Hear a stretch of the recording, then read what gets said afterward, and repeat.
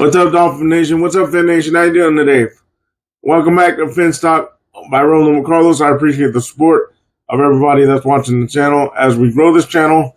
Today, we're going to go ahead and cover, guys. I'm going to do a Miami Dolphins 2025 training camp preview.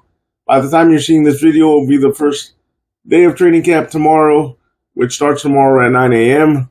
But I'm going to go ahead and do the training camp preview, and then after the training camp preview, I will go ahead and do videos for each day accordingly.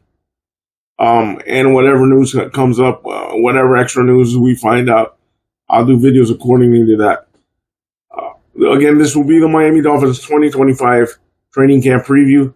For those of you that are new and that have not watched football, have not watched my channel, as this channel is only 2 months old, but this is pretty much the style of the channel. We cover Miami Dolphins football and NFL football in a whole. Some topics of the NFL, but mainly Miami Dolphins football in regards to whatever is happening with the Miami Dolphins. Reporting dates and on the field acclimation. Rookies and first-year players are required to report to rookie camp date, which they reported last week, guys. Veterans and quarterbacks and injured players can report up to 5 days early, provided camp is already open for the rookies. 5-day acclimation rule. Any player reporting must complete 5-day acclimation before engaging in full team practices. For example, a rookie reporting July 22nd must acclimate July 22nd through the 26th. Veterans reporting July 29th go July 29th to August 2nd. Days 1 through 5, restricted field activities. Day 1, no pads, no contact. Only conditioning and individual drills with coaches present. Day 2 through 5, no live contact allowed. Max 3.5 hours on the field per day. Allowed 1 full speed session up to 2 hours with helmets and shells. Helmets and shells. Shells are basically what they put on themselves but no pads. And it's just a covering on their shoulders. And 1 walkthrough session, no pads. Number 3, post-acclimation, full camp practices. Once the acclimation period concludes, 2-day practices are permitted, but within restricted limits. Max hours, 4 total hours on the field per day. No more than 1 padded practice per day. Max 2.5 hours. Must be at least 90 minutes rest per sessions. The second session must be a non-padded walkthrough. Padded practices. No more than 3 consecutive days. A club may schedule up to 16 padded practices during preseason camp. Time and facility limits. No player may be on site beyond 12 hours per day once the regular season begins. Walkthroughs must be conducted at a controlled Pro Bowl pace with aligned offense versus defense. No pads. Safety and medical protocol. Each practice must include the team doctor, trainers, and ambulance on site. Dehydration protocols are enforced, particularly due to the July heat.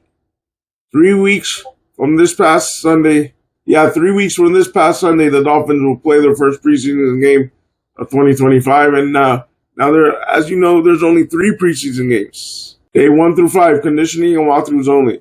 Post-acclimation, 2 practices per day. Like I told you, daily cap, all players combined. Maximum 12 hours a day on site once regular season starts. Medical standard, mandatory medical presence. Key differences from other injuries. PUP versus injury reserve. Players who return from IR can practice as soon as 4 weeks in and can be activated up to 8 games in with up to 8 return designations per season. IR applies to injuries that occur after training camp begins and usually sidelines the player longer. PUP versus non-football injury illness. NFI is for injuries sustained outside NFL activities. Other rules mirror PUP, but with different pay and status terms. PUP stands for physically unable to perform. It's used for players who are injured before training camp begins and camp practice so they can attend meetings and workouts. There are 2 designations: active/pup, used during training camp. Players count toward 90-man roster, but cannot practice until medically cleared. Reserve pup, applied after final cuts, usually by late August. Players must sit out at least first 4 games of the regular season. Then team have a defined time to make a decision if they're going to add the player. So there you guys go. And remember, after the 3 preseason games, it's not like it used to be that they would cut from 90 to 75, then to 53. Now it's from 90 straight to 53.